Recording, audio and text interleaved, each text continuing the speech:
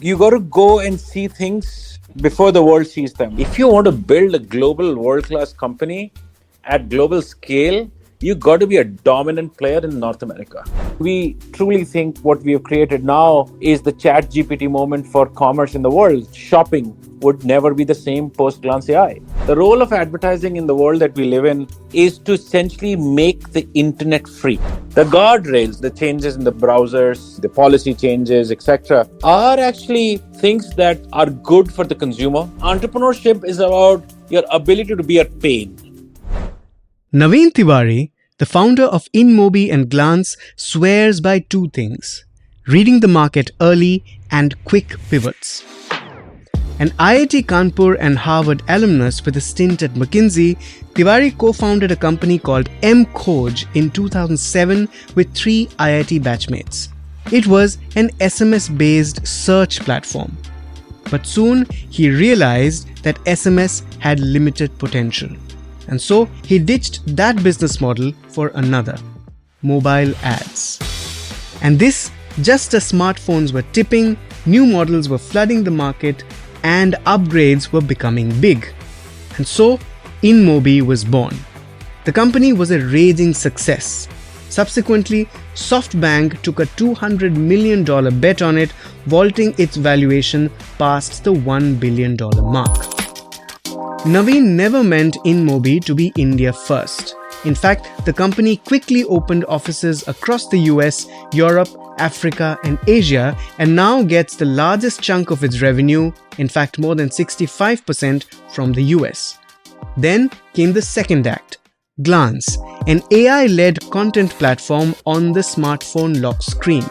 The company, now a unicorn backed by Google, provides smart lock screen technology that gives users personalized content directly on their Android screens. Its latest pivot is into AI commerce via a foundation model trained for shopping. So, in the latest episode of our brand new show, Corner Office Conversation, we speak to one of India's most successful homegrown tech entrepreneurs about his playbook. Why does Naveen Tewari think that InMobi's US exposure is a feature, not a bug?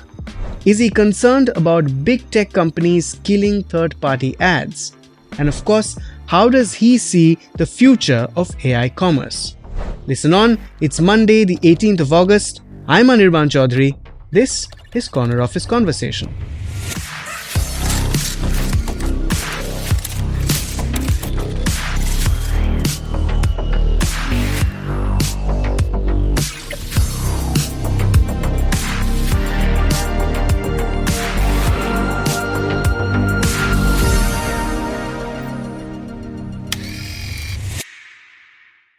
Naveen, hi, very warm welcome to the morning brief. Glad you could make time. Absolutely very excited to be here. Thank you for inviting me, by the way.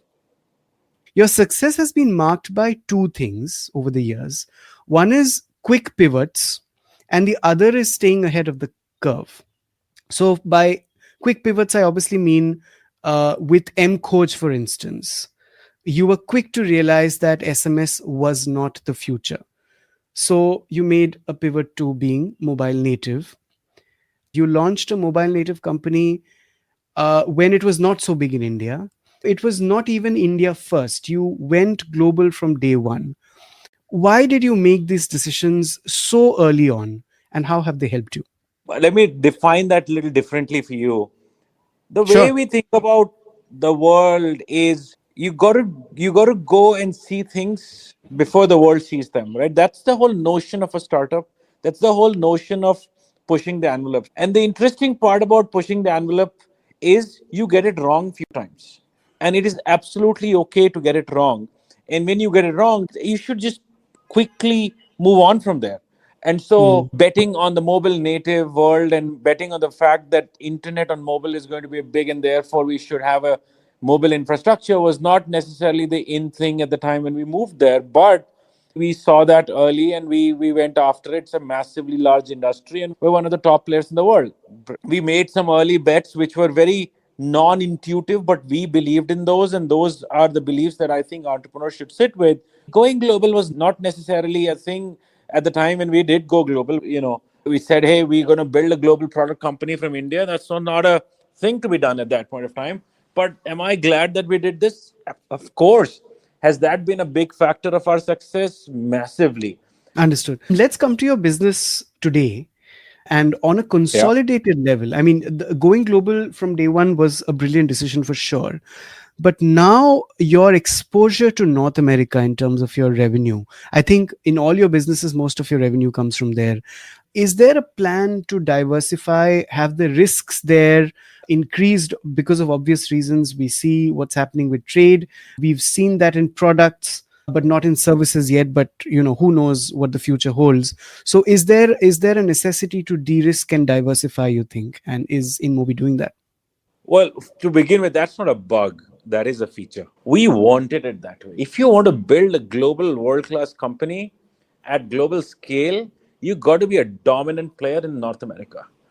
65 to 70% of our business comes from North America today. Right. That is actually what the size of that market demands. Whether it's in the advertising space or in the AI commerce, the glance space, we would like to be a company that builds out of India, builds unbelievably high quality products, and dominates in the most competitive market in the world, which is North America. And we have shown that we can do this. And typically, in digital companies, given the scale and the size of the market of North America, most companies would sit somewhere between 60 to 75% of their business, those that are successful, in North America. So I would say we are very well represented globally with the right distribution of the scale of our business. And we are very, very proud of being able to dominate in North America. Got it. Okay. Now you forayed into ad tech business some 5 years ago with Glance. And since then you've slowly built, several other consumer facing platforms such as Roposo, Nostra, and others. What was the rationale behind the consumer tech foray and how successful have you been so far? So when we built Glance, we decided to build a global consumer platform. Mhm. It meant that we cannot just go build one more sports website or sports application or a gaming application or a music application. We needed to create something unique, and that's not been done before. And so the first thing we did was we built a AI led content platform for the lock screen. We wanted to essentially create consumption and computation capability on the lock screen of the phones. If you take your phone, the phone does not have computation capability on the lock screen. The capability for consumption only exists inside the phone. That ability for us to essentially create that has been hallmark of what we have done, and therefore partnered with the likes of Google and Android in our journey to do this, because that was supremely innovative. But the thing that you should realize is that we went after something that has never been done in the world. And the success of that was driven by the fact that we have 400 million users of Glance, of which 300 million are monthly actives. And it's a massive success across Asia. We then actually created and launched very recently Glance AI, the second version of the Glance product, that not only integrates into the lock screens, but also created what we would call AI commerce, the world's first generative AI commerce platform. We trained a foundation model on commerce, and we truly think what we have created now is the chat GPT moment for commerce in the world. Shopping would never be the same post Glance AI. What excites me about this is the fact that my team, as a company, we are bold enough to make these kind of bets and go after them, and that is what is very, very exciting. Understood. So this brings me to AI commerce. What is the future of AI commerce in three lines, if you were to tell me? The future of AI commerce is, firstly, it needs to be driven by intelligence, which means, because the AI should know me well enough that it should be my assistant. It should be the partner who intelligently decides and shows me what I should buy. That's one big change. The second big change that's going to happen in with AI commerce is I should be able to experience the product not just in isolation, but as we were just chatting about this, I should be able to see these products with me, along with me, on me. And that is through generative AI, where you can reproduce the product and you in a way that actually you can experience as if the product is with you or on you. And the third change with AI commerce is the buying journey is going to basically become far easier and far more targeted, because if I were to show you a product, you can buy it across many brands at many different price points from in many different modalities. The idea is for commerce to become agentic in a way that it basically brings and shows you the one or two places from which you should buy, because that's the right place for you to do. So therefore your buying journey also will become extremely intelligent. And to me, these are the three big changes that are actually taking place in AI commerce. Interestingly, all of these three things are baked into Glance AI. Got it. Now, you've put in, correct me if I'm wrong, $200 million, I think, in building the Glance AI product. How challenging will it be to monetize it, and when do you see it becoming profitable? Look, I think yes, we have spent a lot of money in training the foundation model for commerce. Basically, that's the brain of the new generation of commerce. That's where a lot of our investment went in. The monetization model is actually, quite straightforward. As and when consumers consume the new experience of shopping and they end up buying something, we would pick up a small percentage of the transaction from the brands. We would also enable the brands to essentially experience and make them part of this whole new AI commerce, era in this whole method. When do I see myself becoming profitable? I would actually say my first focus is to make sure this phenomena is available and seen by everyone in the world, because very rarely do you come across and you build a product that has the potential to be everywhere and to change the experience and enhance the experience of shopping for everybody in the world. So therefore that's our first focus. We may take 1 to 2 years to make that happen, and then we'll worry about being profitable. Understood. Now, you've made a striking prediction about AI automating 80% of InMobi's software coding by the end of 2025. What happens to your manpower? And InMobi has been quite a pioneer and quite a maverick in how it manages talent. So, what concrete steps are you taking to reskill and redeploy your engineering talent in light of this rapid automation? The fact that software development is going to be automated is a reality. It is a reality that a large portion of what was done till last year in the way people coded is changing, and a big portion of that has already changed within the company. What does that do? It does two things. One, it changes the definition and the role definition of every engineer who is a software engineer. The software engineer of the future, or rather, I would say the current software engineers who are now the AI first engineers, have the ability to use artificial intelligence to be able to do most of these things themselves. So that's a change in the job description of any software development, which means the software development has become and will become extremely efficient and much higher quality. And we are already seeing that happen. Now comes the second part of this, which is a continued employment of people. The continued employment of people will be of two nature. One, if you are able to upgrade yourself as an engineer and are able to adopt the latest technologies and live in this new world by reskilling yourself, there is nothing more exciting, and you would continue to have a job at InMobi. But if you are unable to upskill yourselves, train yourself, and be living in this new world of AI, you do not have a job.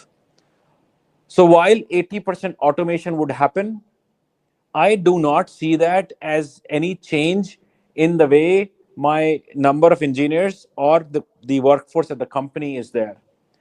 I actually think we would end up doing more things faster, better, and therefore have a bigger impact as we embrace this.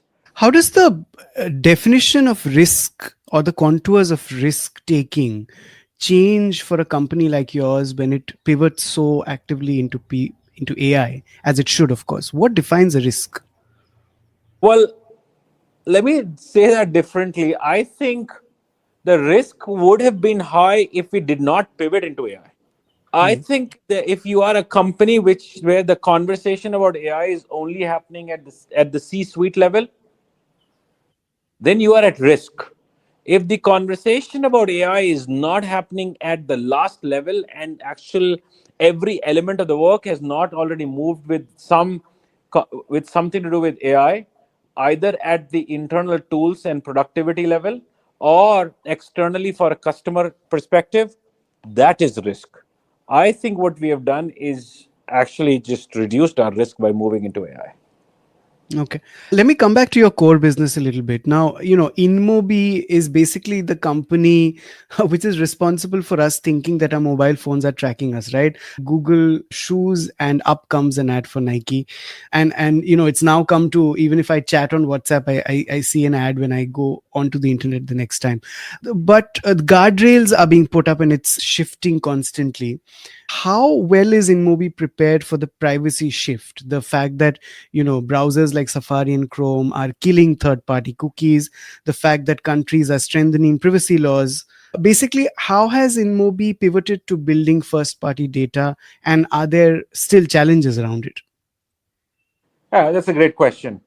Firstly, we should be very clear what is the role of advertising, right? The role of advertising in the world that we live in, and not just for now, but for the last 25 years of the internet's journey and prior to that, the role is to essentially make the internet free. That's the role of advertising. Therefore, in trying to do this, our job is to essentially make the attention of consumers into a currency that is rightly valued by people who are willing to ensure that the internet remains free. The guardrails, the changes in the browsers, the policy changes, etc., are actually things that are good for the consumer. We already live for many, many years as InMobi, which supports these things. We very solidly support the fact that there should not be anything which is personally identifiable for a consumer. The interesting part is the number of large scale players who actually make advertising truly happen are not that many. The number is probably less than 15 now. And the reason for that is the ability, the technological ability to essentially work around and embrace all of these policies and ensure privacy yet deliver value to the customer is a hard technical problem. On first party, which is where we built our own consumer technology, that just ensures that we are creating a great product for consumers where the consumer experience is something we now own as direct consumer owners. And therefore, in the last 6 years or so, we are even more compliant, even more aware of the consumer's data and its protection because now we deal with them directly. And therefore, having a first party platform actually enables us to put even stronger guardrails around a lot of these. So, is it challenging to balance, efficiency and ethics when it comes to targeted ads now more than before? No, not really. Not really. Look, I think this topic is actually slightly even more overhyped than it should be. This is Hmm. not even a topic internally that we worry about. We just know that, look, this is the playground. This is the right playground, and you got to basically be able to, give the best value using the rules of the playground. The rules of the playground, were shifting quite rapidly for 5, 6 years ago because I think the policymakers were all trying to understand what are the right ways to put it, and they have, and therefore the changes on that have already been taken place and incorporated. I think it is the right way to do the business, so that's not a problem. Just on funding, and your IPO is imminent. So first of all, would you give me some update on what's happening with that, and is there a date, a month? We don't have any specific timelines yet decided, but it is something that we keep thinking about to say whatever is the right time, we would go for it. We are well funded, we are a profitable company, so we don't have any necessary forcing function to essentially tap into the capital markets per se. So therefore, our decision is not at all driven by the need for funding. It is purely would be driven by whenever we think is the right time for us to take the next step on it. Yeah, which is also why you haven't typically have gone ahead with massive funding rounds like most other players in the ecosystem, right? And also why promoters and founders still have a fairly large shareholding in the company. It's probably because you've always been well funded. Yeah, it's a very important aspect of our journey. Not just the fact that we were the first unicorn of the country, we also were the first company that actually became profitable. Our ability to essentially think about future bets is because we've been a profitable company, and therefore we take a lot of pride in making that happen. Finally, Naveen, one big lesson on entrepreneurship that you learned really early and that has stayed with you till now. Yeah, look, there are two, three things, and maybe it's not one, but it's a combination of two or three things that I'll say. One, entrepreneurship is about your ability to be at pain. This is what entrepreneurship is all about. You should know that your journey is not going to be, you know, an easy journey. You should embrace that. Second, if you are anywhere on a hard path, might as well go for something really big. Being audacious actually is a far better strategy to go for. And therefore, you should embrace those two things as part of being an entrepreneur. On that note, thank you so much, Naveen. Thank you, Anirban. Enjoyed this. InMobi's arc, from mKhoj to mobile ads to lock screens to AI commerce, shows what made in India for the world really looks like. While services and tech products are insulated from the India-US trade and tariff tussles yet, risks for them too loom very large. The big question? If geopolitics flips from tailwind to headwind in the business InMobi is in, will it pivot markets, models, or both?